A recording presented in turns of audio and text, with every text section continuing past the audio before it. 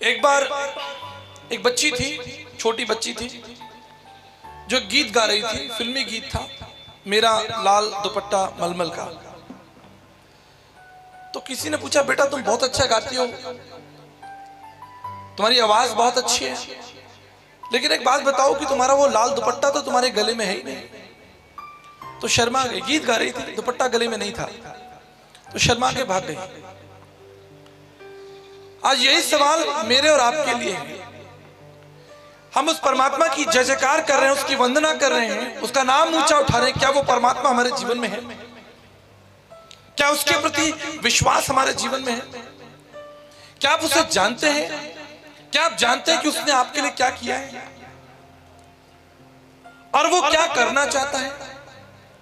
पवित्र शास्त्र बाइबल कहती है उस परमेश्वर के पास आपके लिए एक योजना है, और वो योजना आपके भविष्य के लिए, आपकी संतानों के लिए, आपकी पीढ़ी पीढ़ी के लिए है।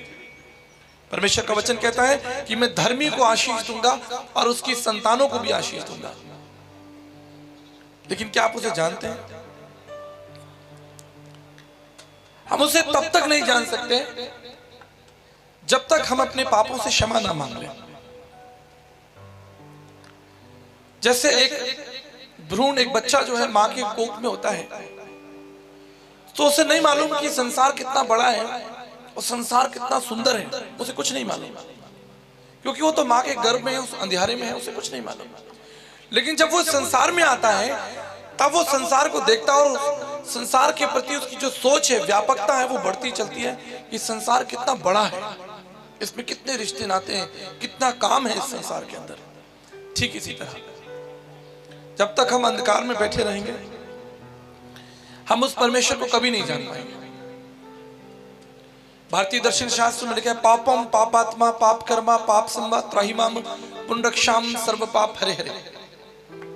अगर कोई कहता है कि नहीं, मैंने तो अपने जीवन में कोई पाप ही नहीं किया, मैंने कोई बैंक नहीं लूटी आपने कोई बैंक, किसी की हत्या की नहीं की, हमने कोई गलत, हमने किसी के खेत पे कब्जा नहीं किया, हमने किसी के घर पे कब्जा नहीं किया, तो हमने तो कोई पाप ही नहीं किया। तो ऋषि वेदव्यास जी कहते हैं, पापम पापात्मा पाप कर्मा, मेरा तो जन्म ही पाप में हुआ है। तुलसी याजक आए के कौन भयो समर्थ, कंचन पे कुंचन किन्ना पसारो हाथ। संत तुलसीदास जी ने कहा, इस संसार में कौन हुआ कि जिसने पाप नहीं किया?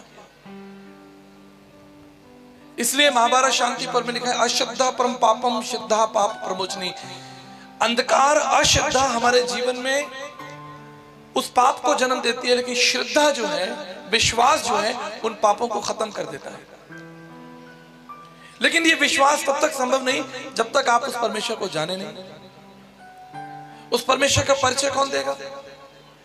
कोई बता सकता है परमेश्वर कौन है?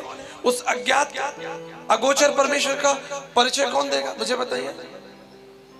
मैं यहाँ खड़ा हूं, आप में से कितने लोग मेरा नाम जानते हैं?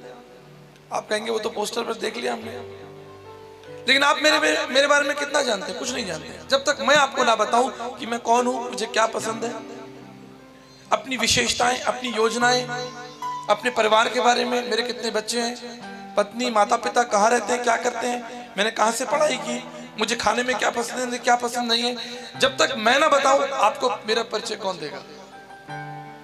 ठीक इसी तरह उस परमेश्वर का परिचय कोई दे सकता है? संत तुलसीदास जी ने कहा, तुलसी याजक आए के कौन भयो समर्थ, कंचन पे कुंचन किन्ना पसा। एक पापी व्यक्ति जो खुद अंधकार में बैठा है, क्या वो परमेश्वर का परिचय देगा? इसलिए जब यीशु मसीह का जन्म हुआ, प्रभु यीशु मसीह का जन्म हुआ, तो लिखा है कि स्वर्ग से फरिश्ते उतर कर आए, स्वर्गदूत उतर कर आए, और जो गडरिये अंधकार में बैठे थे, बाइबल कहती है उनके ऊपर एक बड़ी ज्योति चमकी। तो उसका जो आगमन हुआ वो एक ज्योति के रूप में हुआ। प्रभु यीशु मसीह संसार में ज्योति के रूप में आए। और ज्योति कितनी जरूरी है हमारे बच्चे जानते हैं, जो लोग बच्चे पढ़ाई करते हैं। आप जानते हो कि सूर्य का प्रकाश जो पृथ्वी पर आता है तो वो कितना जरूरी है। अगर सूर्य का प्रकाश पृथ्वी पर ना आए तो हम सब लोग जो हैं वो सब मर जाएंगे। क्यों? क्योंकि पेड़ पौधे फोटोसिंथेसिस प्रोसेस, प्रकाश संश्लेषण की विधि नहीं होगी, और जो पेड़ पौधे हैं वो आपको ऑक्सीजन नहीं देंगे, और पेड़ पौधों के अंदर जो ग्लूकोज है वो कन्वर्ट नहीं होगा, और कोई फल नहीं लगेगा, कोई फूल नहीं होगा, इंसान मर जाएगा, जानवर भी मर जाएंगे। सूर्य का प्रकाश इस पृथ्वी के लिए कितना जरूरी है देखिएगा। ठीक इसी तरह एक आत्मिक प्रकाश जो हमारी आत्मिक मन को खोलता है, हमारी आत्मिक आंखों को खोलता है, वो है प्रभु यीशु मसीह। बहुत से लोगों का ऐसा मानना है, सोचना है कि प्रभु ईसा मसीह तो ईसाइयों के परमेश्वर है, तो ईसाइयों ने क्या ठेकेदारी कर ली यीशु मसीह की? कोई मोहर लगा दी क्या कि हमारा परमेश्वर है? कहां पैदा हुए थे यीशु मसीह? यीशु मसीह का जन्म हुआ इजराइल में, बेतलेहम गांव में। ऐसी ठाणी थी, गांव था, और वो भी आज से 2000 साल पहले। अभी यहाँ आने में कष्ट होता है, रास्ता देखो कैसा टेढ़ा मेढ़ा, हो सकता है बिजली हो ना हो, आज से 100 साल पहले पता नहीं है गांव कैसा हो। तो कल्पना कीजिए आज से 2000 साल पहले बेतलेहम वो जो गांव होगा वो कैसा होगा, जो इजराइल में है। और सबसे बड़ी जाति के थे वो। हमारे समाज में बड़ी छुआछूत है, बड़ी जाति का बड़ा चक्कर है हमारे समाज में। प्रभु यीशु मसीह यहूदी जाति के थे। अगर वो चाहते तो आपकी परछाई भी उन पे ना पड़े। वो उच्च कोटि के व्यक्ति थे समाज में। विश्व में सबसे बड़ी जो जाति है वो इजराइल की जाति है, यहूदी लोग, उससे ऊपर कोई नहीं। आज भी यहूदी लोग जो है वो अपने ऊपर किसी की परछाई नहीं पड़ने देते। कहते हम तो यहूदी हैं, हम आपके हाथ का खाना नहीं खाएंगे, हम आपके घर नहीं आएंगे। उस समाज में प्रभु यीशु मसीह का जन्म हुआ। बताओ उससे बड़ी जाति किसकी है? लेकिन फिर भी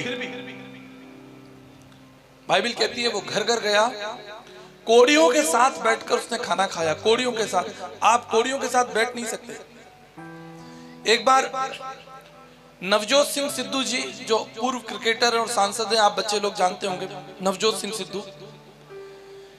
एक बार उनके मन में इच्छा हुई कि भाई वो मदर टेरेसा का आश्रम है कलकत्ता में, उसे देखने जाएं। तो वहां कोड़ियों का आश्रम था।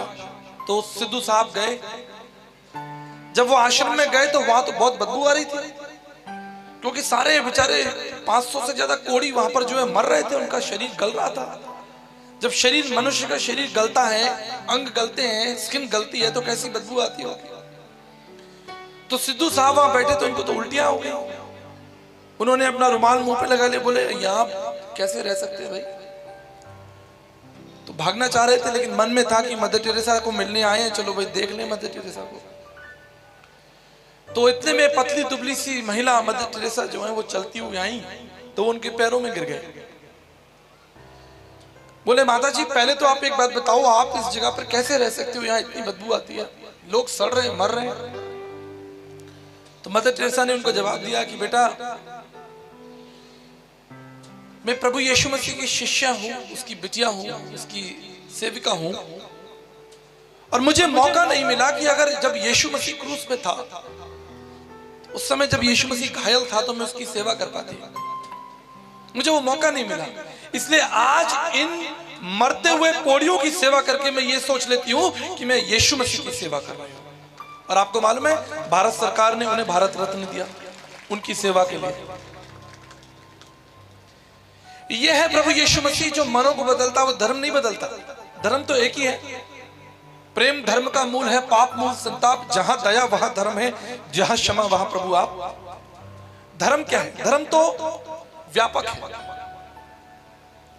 यम नियम आसन प्रत्याहार।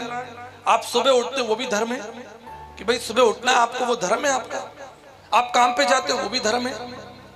आप बच्चों को पढ़ाते हो वो भी धर्म है। आप शादी ब्याह करते हो, खेती किसानी करते हो, व्यापार करते हो, भारत सरकार को टैक्स देते हो, अपने भाइयों में आपस में प्रेम रखते हो, सुलह रखते हो, झगड़ा नहीं करते, मारपीट नहीं करते, यही तो धर्म है। विश्वास, मूल्य, आचरण और कर्मकांड। विश्वास, मूल्य, आचरण और ये 4 सिद्धांत हैं, 4 आयाम है धर्म के। तो प्रभु यीशु मसीह को मानने से, उस पर विश्वास करने से धर्म नहीं बदलता, परंतु धर्म की पूर्ति होती है। यीशु मसीह ने क्या कहा कि मैं व्यवस्था को, धर्म को मिटाने नहीं आया, लेकिन धर्म को पूरा करने के लिए आया। मत्ती 5:17 में लिखा है कि मैं व्यवस्था को, उस धर्म को पूरा करने आया हूं। इसलिए नीति वचन कहता है जो धर्म का पीछा करता है वो जीवन पाता है।